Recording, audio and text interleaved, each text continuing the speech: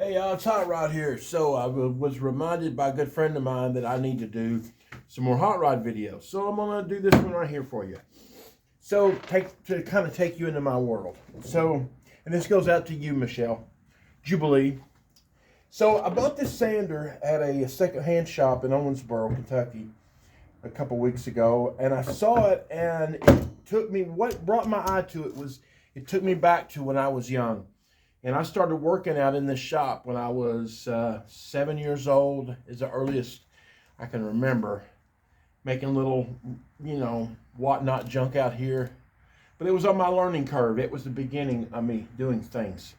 And I had certain tools that I couldn't use, like the table saw, but other things like the lathe I could use and sanders and such I could use. And this was this would have been the sander that I started with. So when I saw this in the secondhand shop, I said, "Wow, that is the sander that I started, or the same style that I started working with when I was young."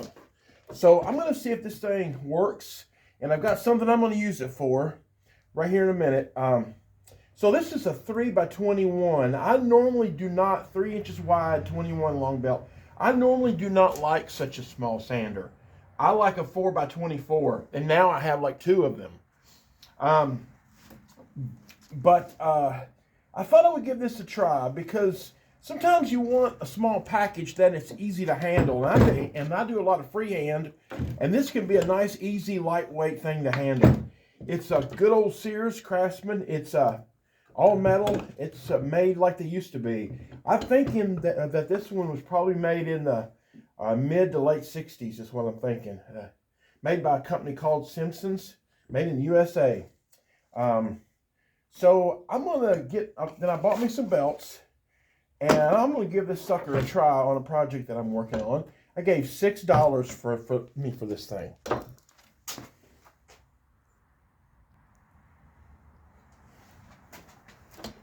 I mean, like $6 that I gave for this. I thought that was a steal. Like I said, good old made in the USA.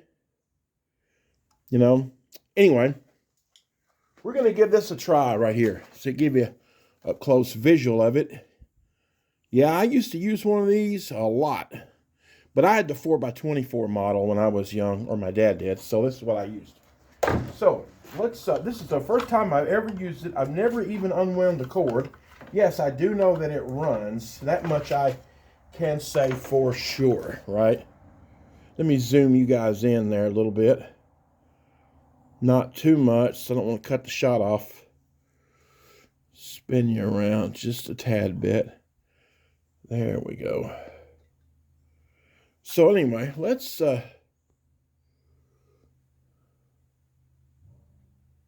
see if we can get this sucker going. Now, as I remember, like my other sanders, you have a lever where you pull and it will shorten it up so that you can put a belt on.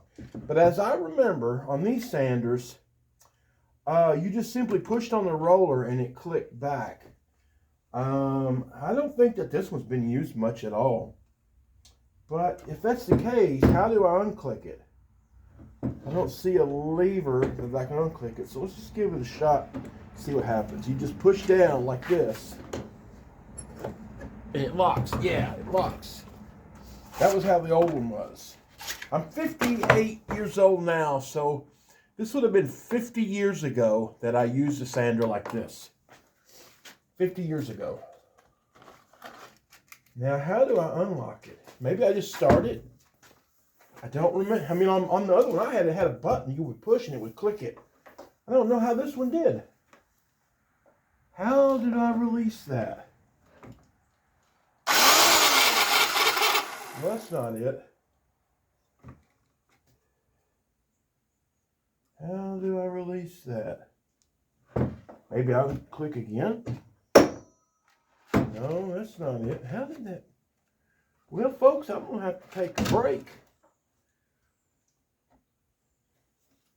and see if I can figure out how to release that. Maybe look on the net and see what it says.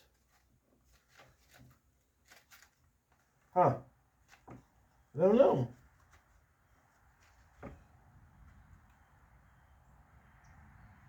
I don't really know. So I guess the other one wasn't exactly like this one, because the other one that I had a button right here, and you would push and it would unclick it.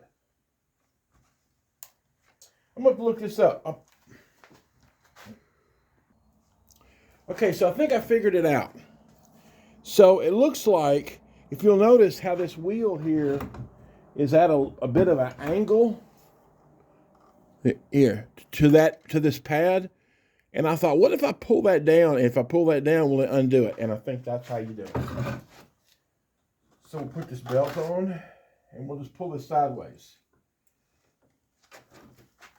I'm gonna get my finger in there. Yeah, there it is. There it is. Let's give this a go. See how this is going to work. Nice and lightweight. I really like that. So I'm building this big box, and you think, what kind of box is that? Well, it's actually a box made to haul a LED monitor screens, like TV screens for like big events. You slide 2 of them in there, and I'm making like a road case. But I want to sand this top edge right here and kind of smooth that off, because I'm going to glue a piece of plywood on that whole entire top right there. So let's kind of focus in and use the sander and see how it works on there. Let me get it up here. Let's just see how this thing works right here. Get the camera set up. You'll have to excuse my wonderful video editing. Okay, so let's get the sander plugged up. Yes, I know I should have already had it over there, but I didn't, and that's how it goes.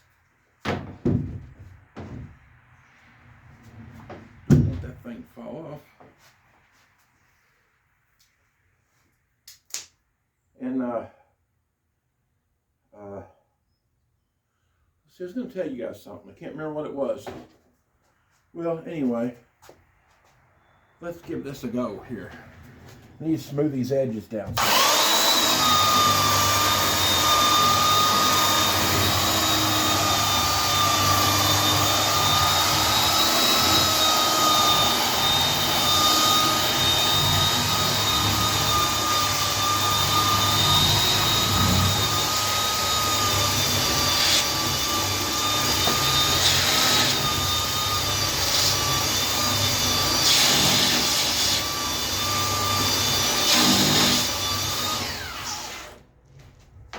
Man, it works great. Fantastic.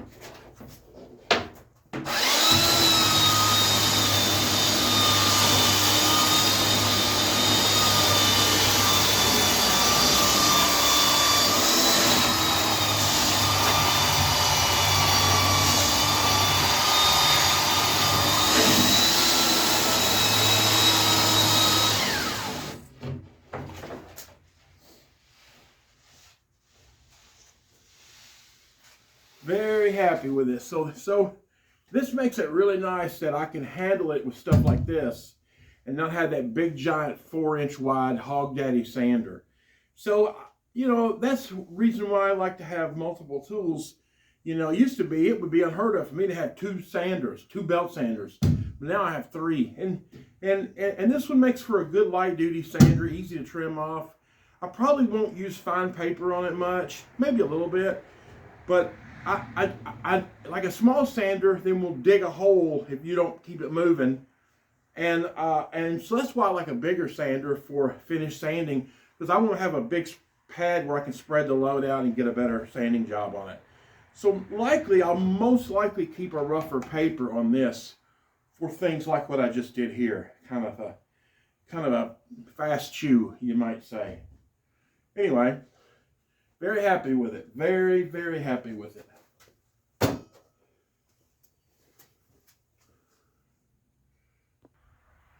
So let me just touch on the construction of this cabinet here, even though the video is really about the belt sander. So the whole deal is to keep it lightweight as I can. And though I'm going to have to put some braces in here to kind of straighten the side up. It's going to have some braces in the bottom here, then to give it some strength. And also then to keep the monitors divided, some padding to go in it, and latches and all to go on it. I preliminarily cut the side right here, but I didn't cut it all the way through. I left it there and there so that when I assemble it together as one unit, it'd be easy to cut those ends, cut and cut. Now it is cut down the sides already, and so when I put the two halves together, I'll ensure that they both fit smoothly on the sides. Whereas a lot of times if people make a cabinet box or just any kind of box, and they make two halves separate, when they go to put it together, then the sides don't line up, or it's not exactly square, to match the other one. It looks kind of irregular. So that keeps it looking uniform and the same all the way down through it, which is another thing. I think a lot of people over-engineer and overbuild stuff unnecessarily. There are places where you do need to put some attention on your strength and your engineering, but you don't have to make a freaking rock here. It doesn't have to be insanely heavy, because you couldn't use it. So I believe in trying to engineer things accurately. So anyway, enough of my soapbox engineering thing. That's the TV box right there, like engineering thing. So yeah, and that stool I made out of firewood. Anyway, peace out, y'all. The sander works great. Thanks for watching.